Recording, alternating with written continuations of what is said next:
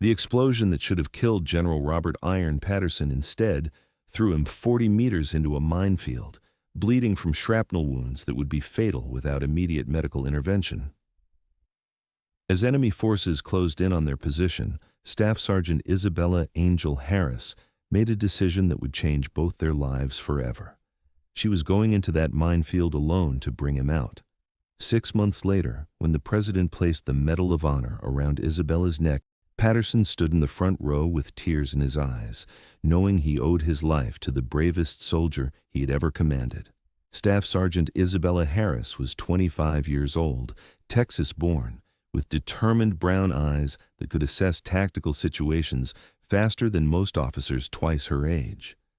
She'd enlisted in the Army straight out of high school, driven by a family tradition of military service that stretched back 3 generations. Her call sign, Angel, had been earned not through gentleness, but through her reputation for appearing exactly when soldiers needed her most, often in situations where survival seemed impossible. The mission in the disputed border region had been classified as routine reconnaissance, but Isabella knew better than to trust intelligence reports that used words like routine and minimal enemy presence. She'd been assigned as communications specialist for the Joint Operations Task Force, led by General Robert Patterson, a 3-star commander whose tactical brilliance had earned him legendary status throughout the military. General Patterson had requested Isabella specifically for this mission, not because of her technical skills, but because of her proven ability to think clearly under pressure and adapt to rapidly changing situations. He'd read her service record, studied her performance in previous deployments, and recognized something that few officers possessed: the instinct to do whatever the mission required, regardless of personal risk. The task force consisted of 36 elite operators from multiple special operations units, tasked with gathering intelligence on enemy supply routes through the mountainous terrain. The region was disputed territory, claimed by multiple hostile factions, but controlled by none, making it perfect for covert operations, but dangerous for anyone caught in the crossfire. Isabella's position was with the command element, maintaining communications between the various teams spread across 12 square kilometers of rugged landscape. Her equipment allowed her to coordinate with base command, relay intelligence between units, and provide real-time tactical updates to General Patterson as the mission developed. What none of them expected was that this routine reconnaissance would become the most significant rescue operation in recent military history.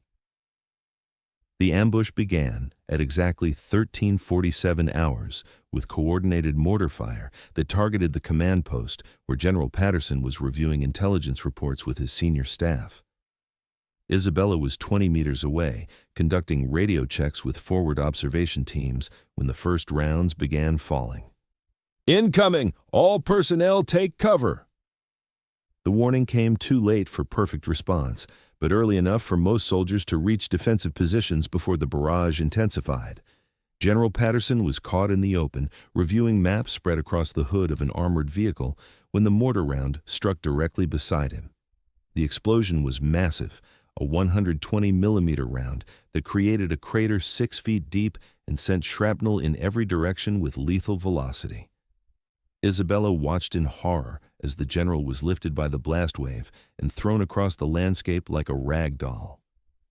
When he landed, 40 meters away in what she immediately recognized as a marked minefield, Isabella knew 2 things with absolute certainty. General Patterson was critically wounded and would die without immediate medical intervention, and entering that minefield was suicide for anyone who tried.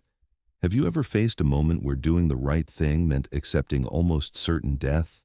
The minefield was designated Area Denial Zone 7, a section of terrain that had been mined by retreating forces 6 months earlier. Military maps showed it clearly marked in red, with warnings that stated, "Extreme danger, confirmed anti-personnel mines, no safe corridor exists, entry prohibited." General Patterson lay motionless in the center of the field, blood pooling around his body from multiple shrapnel wounds. Isabella could see that he was still breathing, but barely. Without immediate medical attention, he would bleed out within minutes. Enemy mortar fire continued to impact around their position, But Isabella's focus was entirely on the general. The tactical situation was deteriorating rapidly. Their position was compromised, enemy forces were advancing, and medical evacuation wouldn't be possible until they could secure a landing zone. Isabella made the decision that would define the rest of her life. She grabbed her medical kit and her M4 rifle and began walking toward the minefield. Each step could trigger an explosion that would kill her instantly, but General Patterson needed immediate medical intervention that only she could provide. "Harris! What are you doing?" Major Chris Thunder Williams screamed over the sound of incoming fire. "That area is mined. You can't go in there." Isabella keyed her radio while continuing to move toward the danger zone. "Major, General Patterson is critically wounded and will die without immediate medical attention. I'm trained in combat medicine and I'm going to stabilize him." "Isabella, that's suicide. There's no safe path through that field." "Then I'll make one," Isabella replied, her voice carrying calm determination that silenced further argument. The first steps into the minefield were the most terrifying of Isabella's life. Each footfall could trigger an anti-personnel mine designed to maim or kill anyone who disturbed it, but she moved with careful precision, testing each step, watching for tripwires or pressure plates that might indicate hidden explosives. Her training in explosive ordnance recognition helped her identify some threats, but most mines were buried and invisible. Isabella was essentially playing Russian roulette with every step, trusting that luck and careful observation would keep her alive long enough to reach General Patterson. 20 meters into the minefield, she spotted the first mine, a small metal disc partially visible in the sandy soil. Isabella marked it with a piece of cloth torn from her uniform and continued forward, creating a mental map of safe and dangerous areas as she advanced. 30 meters in, she found a pressure-activated mine by accident. Her foot pressed down on loose sand that shifted slightly, and she felt the subtle give that indicated a buried explosive device. Isabella froze, knowing that lifting her foot would detonate the mine and kill her instantly. She remained motionless for 30 seconds, analyzing her options. The mine was pressure-activated, which meant it was designed to explode when weight was removed, not when it was applied. Isabella slowly shifted her weight to her other foot while keeping pressure on the mine, then carefully placed a rock on the pressure plate to maintain activation. It was a technique that worked in theory, but had never been tested under combat conditions with her life depending on it. The mine didn't explode. Isabella continued toward General Patterson. When she reached him, the general was unconscious and losing blood at a rate that would be fatal within minutes. Shrapnel had caused massive trauma to his left leg, punctured his chest, and created a head wound that was bleeding profusely. Isabella immediately began combat medical procedures that would save General Patterson's life. She applied pressure bandages to control the bleeding, established IV access for fluid resuscitation, and administered pain medication that would help manage his trauma. But her work was complicated by their location in an active minefield, with enemy forces advancing on their position and mortar fire continuing to impact around them. "Angel, this is Thunder," Major Williams's voice crackled through her headset. "Enemy infantry is moving toward your position. You need to get out of there immediately." Isabella looked around at the minefield that surrounded her and General Patterson. Getting into the field had been dangerous enough. Getting out while carrying an unconscious wounded man would be nearly impossible. "Thunder, I need you to coordinate defensive fire to keep enemy forces away from this area," Isabella replied while continuing to treat Patterson's wounds. "General Patterson is stable enough to move, but I need time to evacuate him safely." "Isabella, there's no safe way out of that field with a wounded man. You'll both be killed." "Then you better make sure no one interferes while I figure out how to do the impossible." What Isabella did next would be studied at military medical schools and special operations training centers for decades.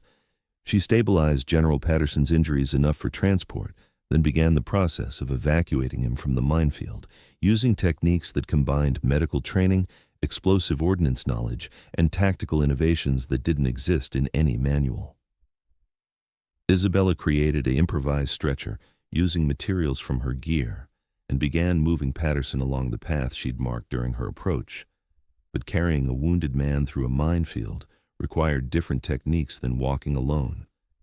She moved in a modified crawl, testing each position before placing weight on it, while simultaneously maintaining Patterson's medical stability and monitoring his vital signs. The process was exhausting, terrifying, and required absolute focus on details that could mean the difference between life and death. 20 minutes into the evacuation, Patterson regained consciousness. "Harris, where are we?" he asked weakly. "Sir, you were wounded by mortar fire and thrown into a minefield. I'm evacuating you to safety, but I need you to remain completely still. Any movement could trigger explosive devices." Patterson's eyes widened as he realized their situation. "Soldier, you came into a minefield to get me out?" "Yes, sir. You were critically wounded and needed immediate medical attention." "Harris, you could have been killed." "Sir, you would have died without medical intervention. That wasn't acceptable." Patterson stared at Isabella with an expression that mixed amazement, gratitude, and professional respect. "How long have you been in this field?" "About 40 minutes, sir. We're halfway to safety." The general was quiet for several seconds. "Harris, what you're doing right now, this is the bravest thing I've witnessed in 28 years of military service." Isabella continued, moving toward the edge of the minefield. "Sir, this is just what soldiers do for each other." The evacuation took another 30 minutes of careful movement through terrain that could kill them both at any moment. When Isabella finally carried General Patterson out of the danger zone, every soldier in the task force was waiting to provide assistance. Medical evacuation helicopters arrived 12 minutes later, and Patterson was stabilized for transport to a military hospital where surgeons would complete the life-saving care that Isabella had begun in the minefield. Before the helicopter lifted off, General Patterson grabbed Isabella's hand. "Harris, I want you to know something. What you did today goes beyond military duty. You saved my life at the risk of your own, and I will never forget that." "Sir, I'm just glad you're going to be okay." "Isabella, I'm going to make sure everyone knows what you did here today." This kind of courage deserves recognition. 3 months later, Isabella received orders to report to the Pentagon for a classified briefing. She assumed it was routine debriefing about the rescue mission, but when she arrived, she found herself in a conference room with senior military leadership from every branch of service.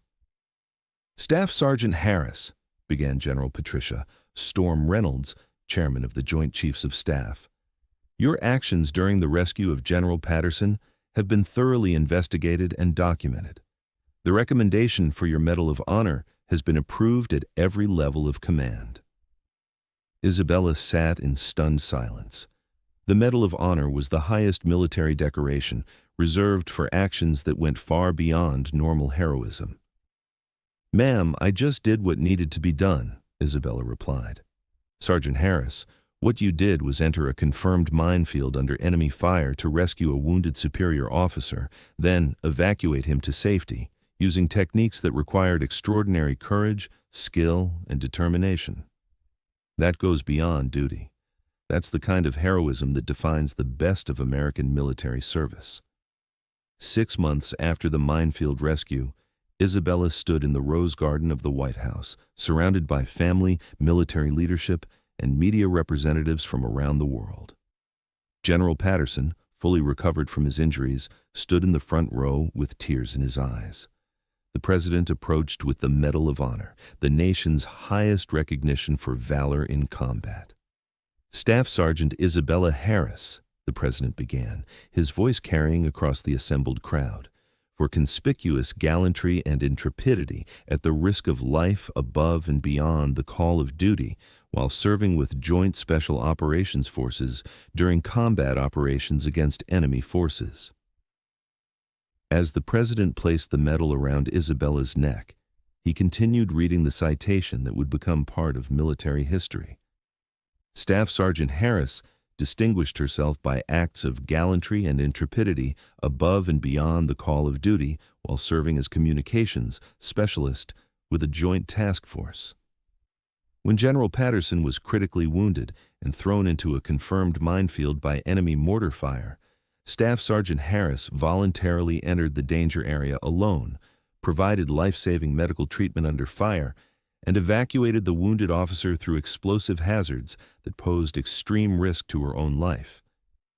The ceremony continued with details of Isabella's actions, but her attention focused on General Patterson, whose presence in the audience represented the success of a decision she'd made in the most dangerous moments of her life. Staff Sergeant Harris's extraordinary heroism, selfless service, and complete dedication to duty reflected great credit upon herself, her unit, and the United States Army, and exemplify the finest traditions of military service. When the ceremony concluded, General Patterson approached Isabella for a private conversation. "Angel, I need you to understand something," he said, using her call sign with deep respect. "What you did in that minefield changed my life in ways that go beyond just surviving. You taught me what real courage looks like. General, you would have done the same thing for any of your soldiers. Maybe I would have tried, but I don't know if I would have had the skill to succeed. You didn't just save my life. You executed a rescue operation that military tacticians said was impossible." Patterson paused, looking at the Medal of Honor around Isabella's neck. "Isabella, I've commanded thousands of soldiers over my career, but I've never served with anyone who possessed your combination of courage, skill, and determination.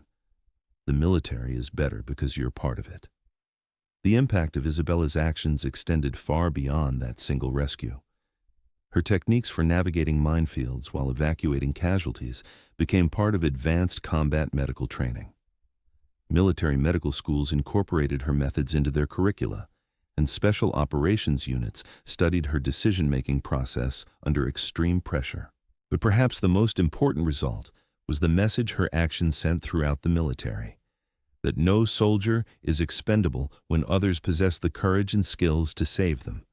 Isabella continued serving for 6 more years, participating in numerous operations where her medical expertise and tactical innovations saved lives in situations that challenged conventional military doctrine. She never again found herself evacuating wounded personnel through minefields, but she faced countless scenarios that required creative solutions to impossible problems.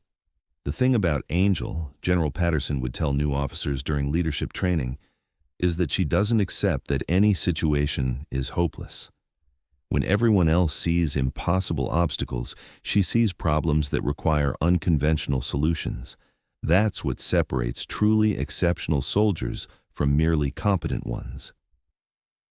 Isabella's Medal of Honor citation became required reading at military academies, not just for the heroism it represented, but for the tactical lessons it provided about adapting to extreme circumstances.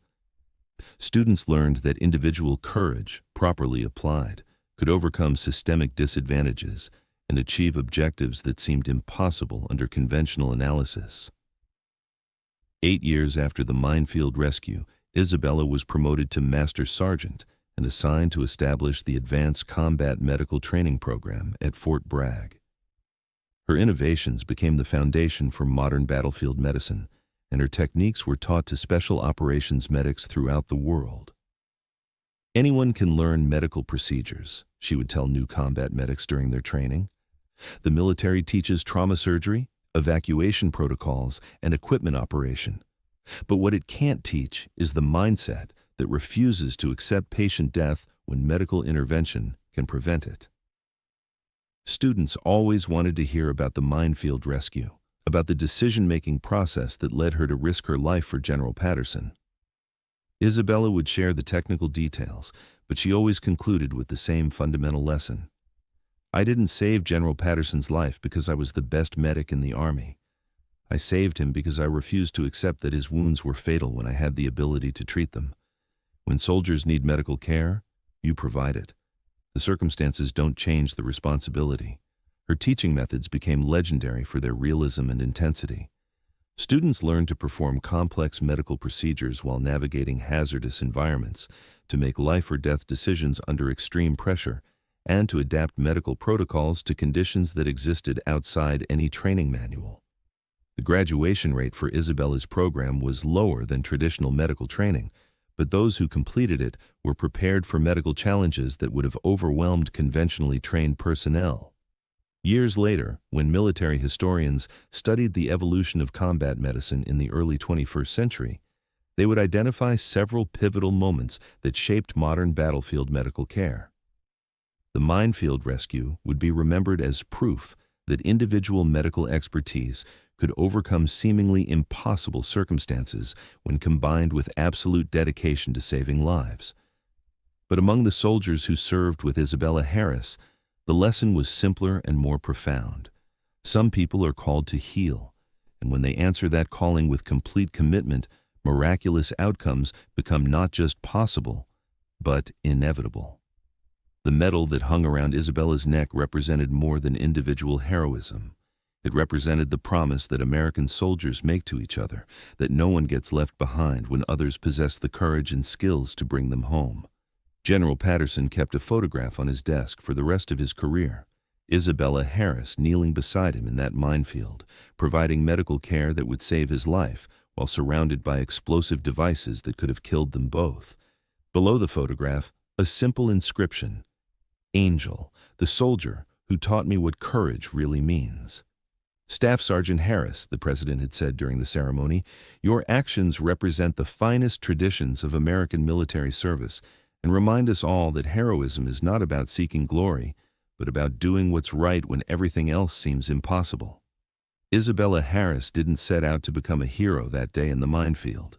She simply saw a wounded soldier who needed medical attention and refused to let explosive hazards or enemy fire prevent her from providing that care. But in making that choice, she proved that sometimes the most important battles are fought not against enemy forces, but against the limitations that others accept as permanent. And sometimes, when the right person with the right training refuses to accept defeat, impossible becomes inevitable. The Medal of Honor around Isabella's neck carried the weight of a nation's gratitude, but to General Patterson, it simply represented the reason he was still alive to serve his country and return home to his family. Because sometimes, the most powerful weapon on any battlefield isn't designed to take lives. It's carried by someone whose absolute commitment is to save them. Thanks for watching. If you liked this video, you can subscribe to see more incredible stories like this one.